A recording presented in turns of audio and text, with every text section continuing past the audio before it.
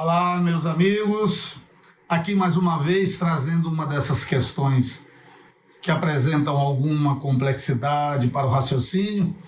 Desta vez escolhi a questão do Enem de 2011 sobre a obra Grande Sertão Veredas, maior obra de literatura brasileira que nos traz já por si mesma uma certa dificuldade. Primeiro tem umas 600 páginas e como de um modo geral os alunos têm muito medo do número de páginas de obra, então não é uma obra muito frequentada pelos nossos queridos leitores, alunos leitores, e também porque tem uma linguagem caboclo sertaneja estilizada pelo autor, é outra dificuldade que ele traz, mas é um livro gostosíssimo, inteligentíssimo e muito importante, porque ele trata de latifúndio improdutivo, ele trata da diversidade de crenças do sertanejo, ele trata de honra, ele trata de amor, trata de um assunto delicado como a homossexualidade e trata da vida do sertanejo naquela relação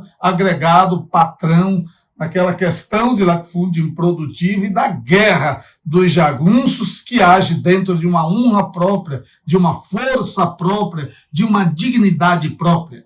É uma obra fora de série, considerado pelos críticos uma obra de literatura brasileira. Por isso mesmo, traz alguma dificuldade para o aluno, porque não é um livro de leitura recorrente.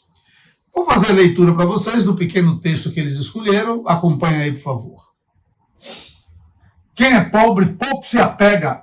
É um giro no vago dos Gerais, que nem os pássaros de rios e lagoas. Você vê, o Zezinho, o melhor meeiro meu aqui, risonho e habilidoso, pergunta: Zezinho, por que você não cria galinha da Angola como todo mundo faz? Quero criar nada, não. Me deu resposta. Eu gosto muito de mudar. Belo, um dia ele tora. Ninguém discrepa. Eu, tantas mesmo, digo: eu dou proteção. Essa não faltou também a minha mãe quando eu era menino, no sertãozinho de minha terra.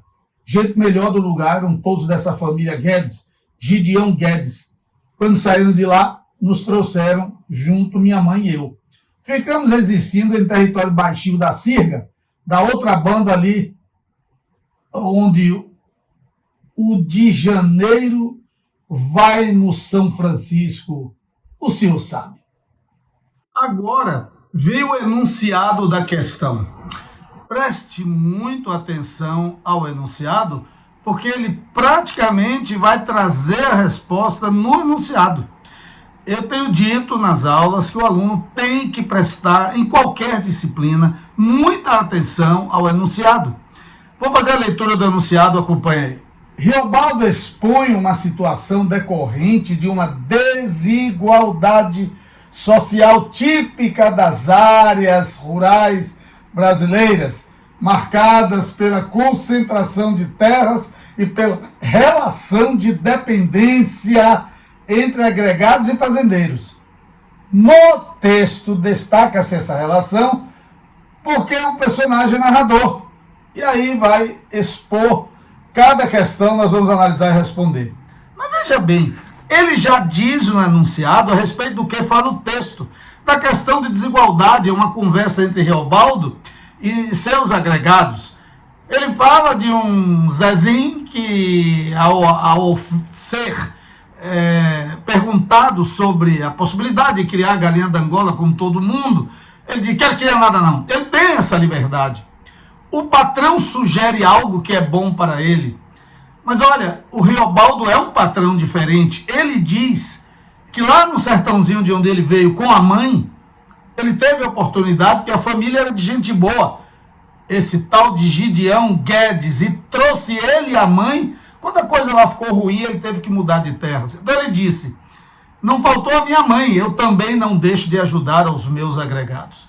Mas aí você precisa ter o entendimento que esta relação que está sendo apresentada pelo Riobaldo não é sempre assim muito boa. A relação de agregado e patrão é muito conturbada. O agregado pede metade da terra, o meieiro, trabalha e paga 50% ao patrão. O patrão, às vezes, ele toma mais. Ele tem a liberdade de dizer não, como o Zezinho disse ali para o Riobaldo. Mas é uma liberdade relativa, ele pode dizer não e viver lá com as dificuldades dele e até morrer, e pode dizer sim e entrar nessa dependência com o patrão. Esse é o grande problema que Riobaldo está trazendo aqui e mostrando e configurando claramente que essa relação não é fácil, não. Se você pega gente boa, termina tendo algum benefício. Se não pega, termina tendo muitos malefícios. Aí, ele já está dizendo que o Riobaldo traz essa questão e que essa questão está figurada porque, vamos à letra A. A letra A diz assim: porque ele relata a seu interlocutor a história de Zezinho, demonstrando sua pouca disposição em ajudar seus agregados, uma vez que superou essa condição graças à sua força de trabalho. Não, senhor. É o contrário, ele demonstra muito boa vontade com o Zezinho é que usa da liberdade de dizer não. E no caso da relação Zezinho e Riobaldo, tudo vai bem, mas ele mostra esta relação. E aí, ao contrário do que diz o enunciado, o Riobaldo demonstra boa vontade. Letra B, descreve o processo de transformação de um meieiro, espécie de agregado, em proprietário de terra. Não, o texto não está trazendo isso, não, até que a gente, conhecendo a história, sabe que é algo parecido, porque o Riobaldo, ele é filho bastardo de um fazendeiro que trabalhava para o Joca Ramiro, o chefe dos chefes ali, e ele termina sendo um dia reconhecido pelo pai e se torna, portanto, dono de propriedade, mas ele vai ficar ao lado do coronel Joca Ramiro, lutando entre os jagunços e resolvendo os problemas de terra e outros problemas em que ele acreditava e que deu a vida por essa luta. É nessa luta que Riobaldo vai ter toda a sua vida mostrada, inclusive o grande amor da vida dele, ele conhece aí nessa travessia, que é o de Adorim, era homem, e ele tinha aquele drama terrível que o leva a uma luta terrível contra ele mesmo, porque ele sentia um calor quando ele olhava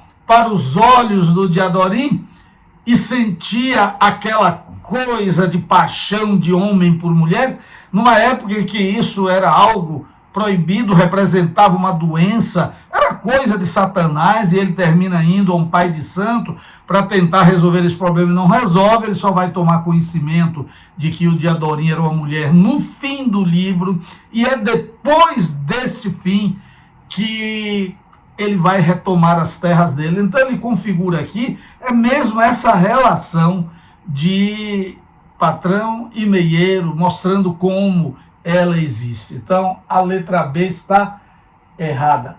A letra C, denuncia a falta de compromisso e a desocupação dos moradores que pouco se envolvem no trabalho da terra. Não, senhor, os moradores trabalham com a terra, o sertanejo trabalha com a terra. O sertanejo só abandona a terra naquelas secas terríveis que a terra não produz nada, e então processa-se o êxodo rural, em que ele vai buscar novas opções de vida em outros lugares. Letra C está errada. A letra D é a letra certa, porque diz, mostra como a condição material da vida do sertanejo é dificultada pela sua dupla condição de homem livre e, ao mesmo tempo, dependente.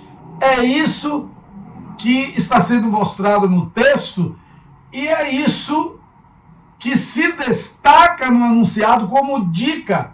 Olha só aqui, meu amigo, Riobaldo expõe uma situação decorrente de uma desigualdade social típica das áreas rurais brasileiras, marcada pela concentração de terra e pela relação de dependência entre agregados e fazendeiros. Olha aqui, ó, no enunciado. No texto destaca-se essa relação porque a personagem narrador, letra D, mostra como a condição material de vida do sertanejo é dificultada pela sua dupla condição de homem livre e, ao mesmo tempo, dependente. A letra E também está errada, porque diz mantém o distanciamento narrativo condizente com sua posição social de proprietário de terra. Não é nada disso. O Riobaldo está ali junto do cara e ele não faz parte dos fazendeiros algozes mas 2 cangaceiros que lutavam contra o abuso dos proprietários de terra. Então, meu amigo, eis mais uma dessas questões que a gente precisa ter calma para encontrar a resposta no próprio texto, no enunciado do texto. Muito obrigado, até a próxima quinta-feira.